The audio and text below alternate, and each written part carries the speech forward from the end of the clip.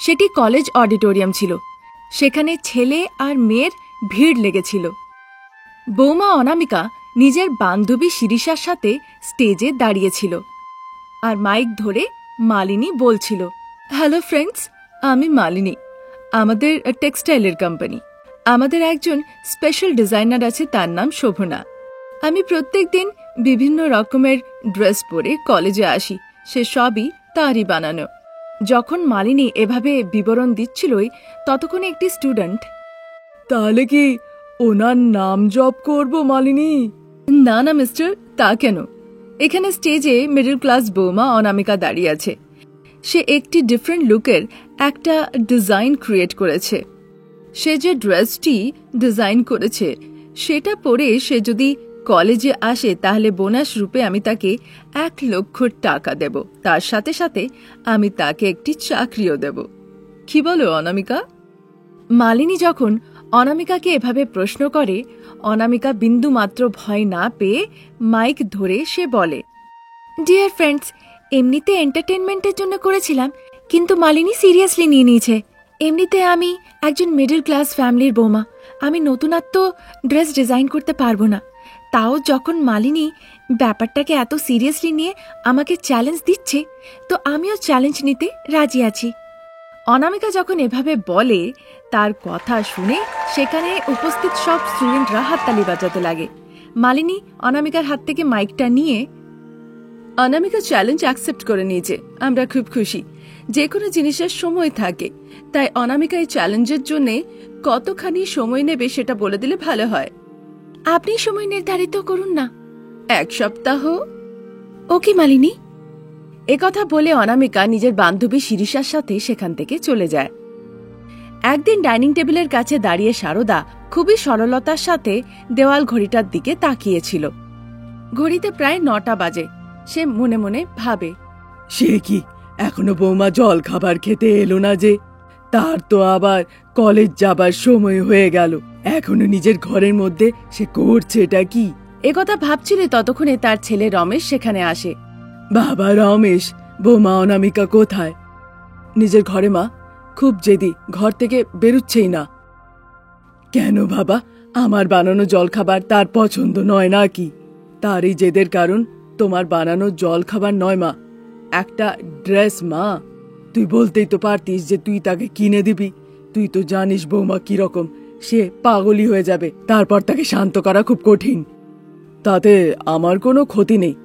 আমাকে জলখাবার দিয়ে দাও, আমাকে অফিস যেতে হবে, না হলে আমি দেরি হয়ে যাব, পরে আবার সেখানে গিয়ে আমাকে বকাবকি শুনতে হবে। বলে সে ডাইনিং টেবিলে গিয়ে বসে পড়ে।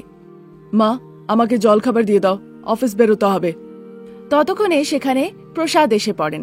তিনি নিজের স্ত্রী আর ছেলে রমেশকে দেখেন, কিন্তু নিজের বৌমা অনামিকাকে কোথাও দেখতে পান না।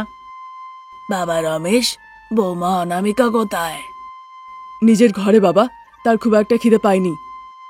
তাহলে তো আমাদেরও খিদে পাওয়া উচিত নয়। বাবা, তুমি কিন্তু অনামিকাকে খুব মাথায় চাপাচ্ছ। সে প্রত্যেকটা কথায় রাগ করবে আর তারপর সবকিছু সে পেয়ে যাবে। এভাবে কতদিন চলবে? তারপর তোর যা ইচ্ছা হবে সেটাই ও করবে। শারদা, বৌমাকে এখানে নিয়ে এসো, সবাই একসাথে জল খাবার খাবো। শারদা তারপর অনামিকার ঘরে যায় তাকে ডেকে নিয়ে আসার জন্য। ওদিকে কলেজ প্রাঙ্গণে একটি জায়গাতে মালিনী আর কবিতা দুজনে অনামিকাকে নিয়েই চর্চা করছিল।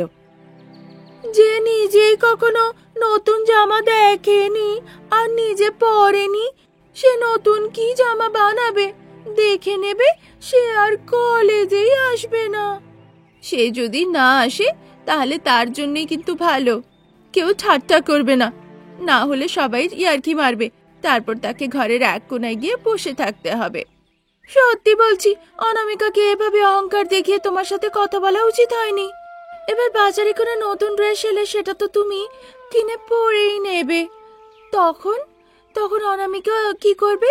বারবার নতুন নতুন ড্রেস বানাবে? সেটা তো সম্ভব নয়। ছাড়ো, তাকে নিয়ে আমরা কেনই বা চর্চা করছি? তার যদি কলেজ আসারই থাকতো সে এতক্ষণে এসে যেত, আর যখন সে আসেনি তার মানে অনামিকা চ্যালেঞ্জ হেরে গেছে। চলো এবার ক্যান্টিনে গিয়ে আমরা সেলিব্রেট করি। একথা বলে কবিতা আর মালিনী একসাথে ক্যান্টিনের দিকে যেতে লাগে। ওদিকে বেডরুমের জানলার কাছে অনামিকা দুঃখিত হয়ে দাঁড়িয়েছিল। তার কাছে সারদা যায়। কি হয়েছে বৌমা? তুমি বললে জল খাবার খাবে না, তোমার নাকি খিদে নেই? না মা, সত্যি আমার একদম খিদে নেই। আপনার ছেলেকে তো বলে আমি পাঠালাম, সে আপনাদেরকে জানায়নি। ছেলের যা বলা ছিল সে বলেছে, তুমি আমাকে আসল ঘটনাটা এবার বলো, কি হয়েছে শুনি। আমার যে একদম খিদে নেই মা। তাই বুঝি? ছেলে কোনো ড্রেসের কথা বলছিল? হ্যাঁ গো মা, আমার কলেজে একটি মেয়ে আছে, তার নাম মালিনী। তার নিজের টেক্সটাইলের ব্যবসা আছে। সেখানে শোভনা নামের একটি মহিলা কাজ করে। সে নতুন নতুন জামাকাপড় ডিজাইন করে। এবার আমাকে চ্যালেঞ্জ দেওয়া হয়েছে যে 1 সপ্তাহের মধ্যে একটা নতুন ড্রেস বানিয়ে দিতে। বলুন তো কি করে হয়? তুমি আমাকে বলেছো, আমি এবার দেখব। এখন আগে চলো জল খাবার খাই। ওদিকে তোমার স্বামী আর আমার স্বামী আমাদের জন্য অপেক্ষা করে বসে আছে। আপনি কিন্তু কথা দিলেন মা, আপনাকে নতুন ড্রেস বানিয়ে দিতেই হবে আর প্রতিযোগিতা জিততেই হবে। আমি নিশ্চয়ই বানিয়ে দেবো বৌমা। একথা শুনে অনামিকার মনে শান্তি হয়। তারপর জলখাবার খাওয়ার জন্য সে সারদার সাথে ডাইনিং টেবিলে আসে। শ্বশুর মশাই, স্বামী, শাশুড়ি মা সবার সাথে বসে সে জলখাবার খায়। পরের দিন সারদা পদ্মা যে সেলাই শেখাতো তার কাছে যায়।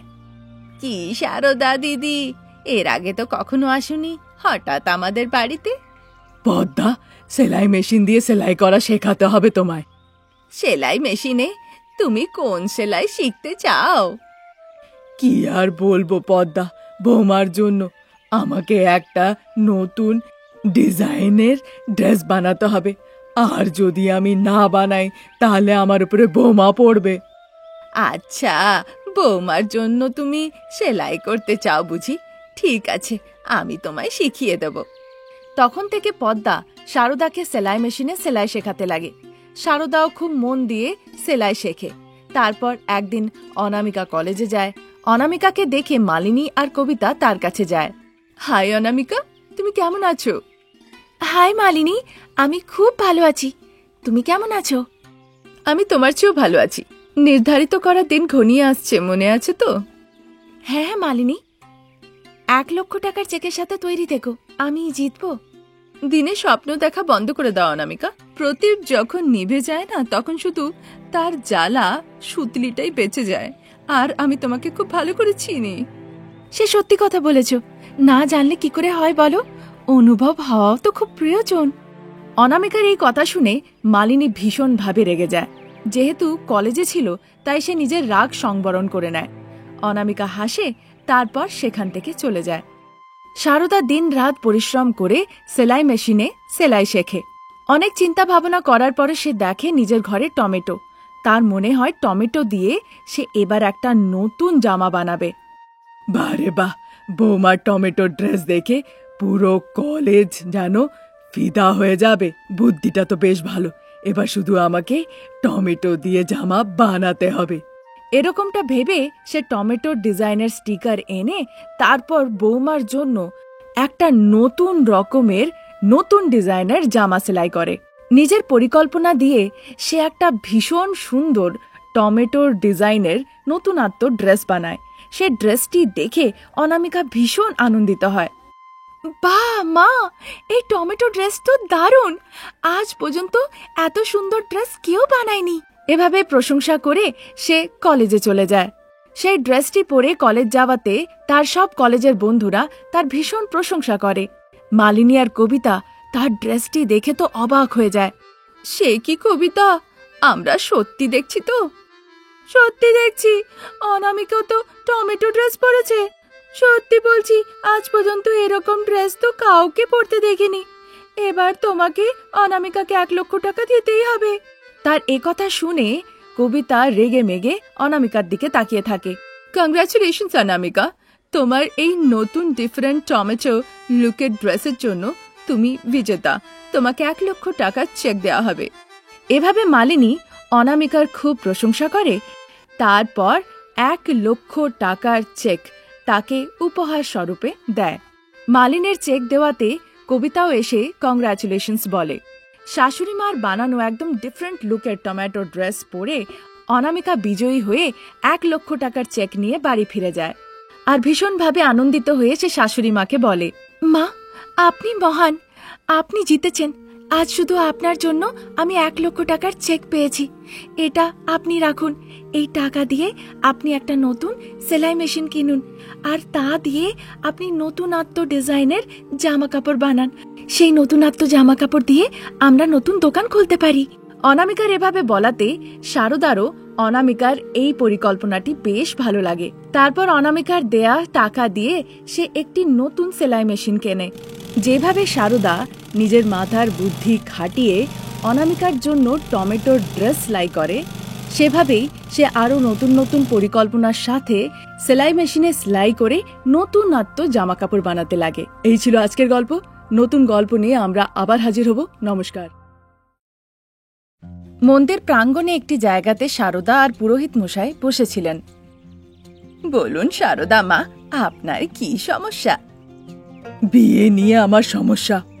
কার বিয়ে? কি সমস্যা? আর কেনই বা সমস্যা, একটু খুলে বলুন। এই সব প্রশ্নের একটাই উত্তর পুরোহিত মশাই, আমার ছেলে রমেশের বিয়ে। আচ্ছা, আমার তো রমেশের কুষ্টি দেখাচ্ছিল যে তার ভাগ্যে বিয়ে আছে কিনা, তাই তো? হ্যাঁ পুরোহিত মশাই, তাই। তাই যদি হয় তাহলে জন্মদিন আর নক্ষত্রটা একটু বলুন, আমি তার কুষ্টিটা দেখে বলে দিচ্ছি।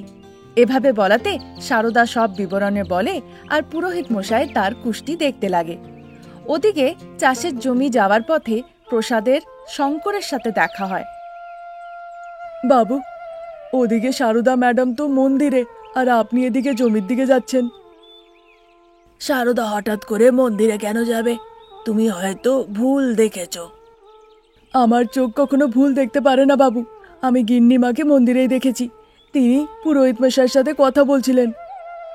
হয়তো ছেলের বিয়ের কথা বলছিল। কতবার শারদাকে বোঝায় যে তুমি আগে নিজের ছেলে রমেশ যে চাষের জমিতে কাজ করে আর তোমার আত্মীয়া অনামিকাকে জিজ্ঞাসা করো, সে বুঝতেই চায় না। এ কথা বলে মন্দিরের পথে যেতে লাগে প্রসাদ। ওদিকে মন্দিরে পুরোহিত মশাই রমেশের কুষ্টিটা দেখছিলেন।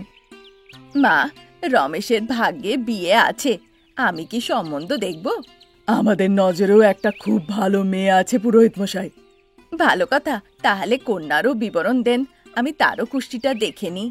তাহলে আমরাও জানতে পারবো যে দুজনের বিয়ে হবে কিনা। মেয়েটির নাম অনামিকা পুরোহিত মশাই, আমারই আত্মীয়া, শহরে এসে চাকরি করে। তার উপরন্তু সঙ্গে সঙ্গে শারদা পুরোহিত মশাইকে অনামিকার জন্ম নক্ষত্র এবং সব বিবরণ জানায়। ততক্ষণে প্রসাদও সেখানে এসে হাজির হয়। এসো এসো, তবে আমি তো তোমাকে বলে আসিনি যে আমি পুরোহিত মশাইয়ের কাছে যাচ্ছি। কি করে জানলে? বসো, আমি পুরোহিত মশাইকে অনামিকা আর রমেশের কুষ্টিটা দিয়েছি। নমস্কার প্রসাদ বাবু। নমস্কার পুরোহিত মশাই, আপনি কুষ্টিটা দেখুন, ততক্ষণ শারদার সাথে কথা বলি। আচ্ছা বেশ। এদিকে পুরোহিত মশাই গণনা করতে লাগেন আর ওদিকে প্রসাদ শারদাকে একটু আলাদা নিয়ে গিয়ে কথা বলেন। শারদা, আমি তোমাকে কি বলেছি আর কি করছো? তুমি বলেছিলে রমেশ আর অনামিকার মত নেওয়ার জন্য। তাহলে মতামত না নিয়ে তুমি কুষ্টি দেখাতে কেন এসছো? চাষের জমিতে কাজ করে আমার ছেলে, ওদিকে শহরে কাজ করে অনামিকা। দুজনেই আমাকে বারণ করবে না আমি জানি। সব দিন এক রকমের হয় না শারদা। প্রসাদ এই নিয়ে চর্চা করছিলেনই ততক্ষণে পুরোহিত মশাই দুঃখিত মন নিয়ে সেখানে আসেন। হ্যাঁ মা, প্রসাদ বাবু ঠিকই বলছেন, দিনগুলো আমাদের জন্য অনুকূল নয়। কি হলো পুরোহিত মশাই? এতক্ষণ তো সব ভালো ছিল, হঠাৎ করে দুঃখিত হয়ে পড়লেন কেন? শুনে হয়তো আপনার খারাপ লাগবে, কিন্তু যা সত্যি সেটা বলা আমার যে কর্তব্য। অনামিকা আর রমেশের গণনা যে কিছুতেই মিলছে না, অনেক সমস্যা দেখতে পাচ্ছি। যদি বিয়ে হয় তাহলে যে জীবন উথল পাথল হয়ে যাবে। পুরোহিত মশাই, এখন আপনি আসুন, পরে আমি আপনাকে ডাকবো। ঠিক আছে প্রসাদ বাবু। পুরোহিত মশাই সেখান থেকে চলে যান। শারদা, আমি আবার তোমাকে বলছি, ছেলে রমেশ আর অনামিকার কাছে গিয়ে তাদের মতামতটা নাও। আচ্ছা বেশ, তাহলে চলো এখন চাষের জমিতে গিয়ে ছেলে রমেশের রায় নিই, তারপর শহরে গিয়ে অনামিকার মতামত জানা যাবে। ঠিক আছে শারদা। একথা বলে শারদা আর প্রসাদ সেখান থেকে বেরিয়ে পড়ে। ওদিকে শহরে একটি কফি শপে বসে অনামিকা আর শেখর কফি খাচ্ছিল। অনামিকা, এখনো তুমি এই মাসের মাইনেটা পাঠাওনি। এ মাসে যে দেওয়া সম্ভব হবে না শেখর, আমার কিছু কাজ আছে। গ্রামে আমার পরিবার, আত্মীয় স্বজনদেরকে জামা কাপড় কিনে দিতে হবে। অনামিকার এই কথা শুনে শেখর ভীষণভাবে ক্ষেপে যায়। সে কোনো কথা না বলে সেখান থেকে চলে যায়। অনামিকা অবাক হয়ে তাকিয়ে থাকে। ওদিকে চাষের আলে সারদা, প্রসাদ আর রমেশ তিনজন দাঁড়িয়েছিল।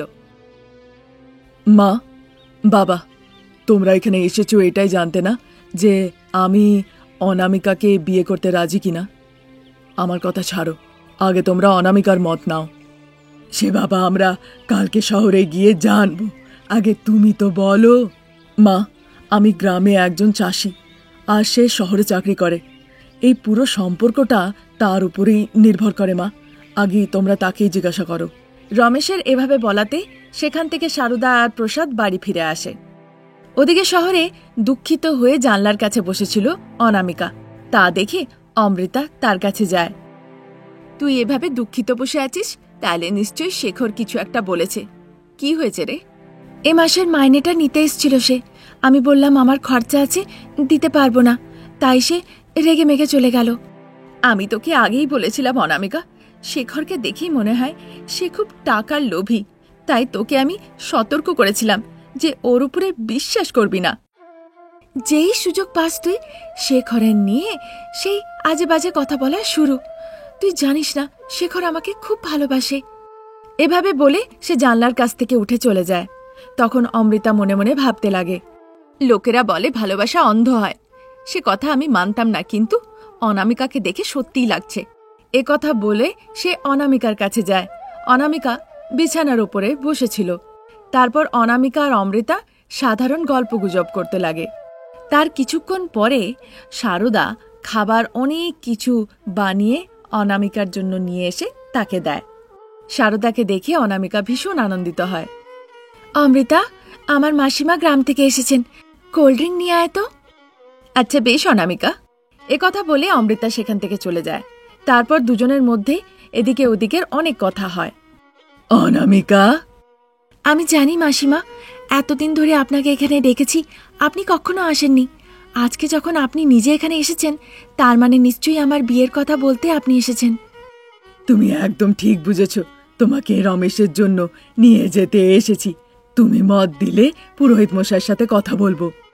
শহরে মানুষ হয়েছি আমি, তারপর গ্রামে গিয়ে একটি চাষি রমেশের সাথে আমি বিয়ে করে নেব, সেটা আপনি কি করে ভাবলেন? অনামিকার কথা শুনে সারদার চোখ ছলছল করে ওঠে। আমাকে ক্ষমা করবেন মাসিমা, আমি শহরে শেখর নামের একটি ছেলেকে ভালোবাসি, আর খুব তাড়াতাড়ি আমি তাকে বিয়ে করতে যাচ্ছি। ঠিক আছে অনামিকা, তুমি যাই করো, শুধু সুখে থাকো। এবার আমি আসি। আচ্ছা বেশ, সাবধানে যাবেন, আর মেসোমশাই রমেশকে আমার প্রণাম জানাবেন। সেখান থেকে সারদা মনে কষ্ট নিয়ে বাড়ি ফিরে আসে। রাত্রিবেলায় সারদাকে দুঃখিত দেখে প্রসাদ আর ছেলে রমেশ তার কাছে যায়। মা, তুমি কেন কষ্ট পাচ্ছ? শহরের মেয়ে একটি গ্রামের ছেলেকে কেনই বা বিয়ে করতে যাবে বলো? তুই কিসের কম বাবা? রামের মতন মানুষ, কর্ণের মতন দানি। তুমি মা, তাই তুমি এরকমটা ভাবছ, কিন্তু অনামিকাও যে এরকমটা ভাববে সেটা সম্ভব নয়। যদি অনামিকা না বলে তাহলে কি অসুবিধা আছে? আমরা অমৃতাকে নিয়ে আসবো বৌমা বানিয়ে। না বাবা, এখন আমি বিয়ে করতে চাই না বলে রমেশ সেখান থেকে চলে যায়। এভাবেই দিন কাটছিল। তারপর শীতকাল নামে, আর সময়ের সাথে সাথে শেখরের রাগও অনামিকার ওপরে বাড়তে লাগে।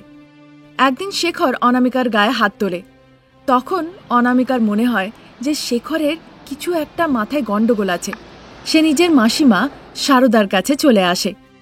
ক্ষমা করে দেবেন মাসিমা, আমি যে খুব বড় ভুল করে ফেলেছি। আমি রমেশকে বিয়ে করতে চাই। বাবা, আমি এটা চাই না। আমি সবসময় তোমাদের ছেলে হয়ে থাকতে চাই, কিন্তু তুই আমাদের ছেলে নোস। সারদার কথা শুনে রমেশ অবাক হয়ে যায়। মা, যেই আমি বললাম যে বিয়ে করতে চাই না, তুমি সঙ্গে সঙ্গে আমাকে এ কথাটা বলে ফেললে। হ্যাঁ বাবা, সারদা যা বলেছে সেটা সত্যি। সারদা তোমার মা নয়, তোমার মায়ের নাম অন্নপূর্ণা। সে আমার প্রথম স্ত্রী ছিল। একথা শুনে রমেশ কান্নাকাটি করতে লাগে। না বাবা, একথা কখনো বলবে না যে ইনি আমার সৎ মা, ইনি আমার নিজের মা। অনামিকাকে আমি যদি বিয়েও করি তাও কিন্তু মা ছেলের সম্পর্ক এরকমই থাকবে।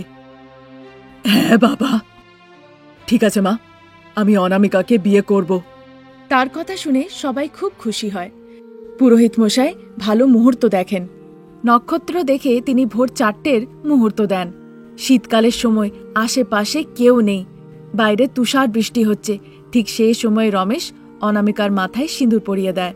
তা দেখে সারদা আর প্রসাদ ভীষণ আনন্দিত হয়। আর এভাবেই সারদা নিজের পছন্দের মেয়ে অনামিকার সাথে নিজের ছেলে রমেশের বিয়ে সম্পন্ন করায়।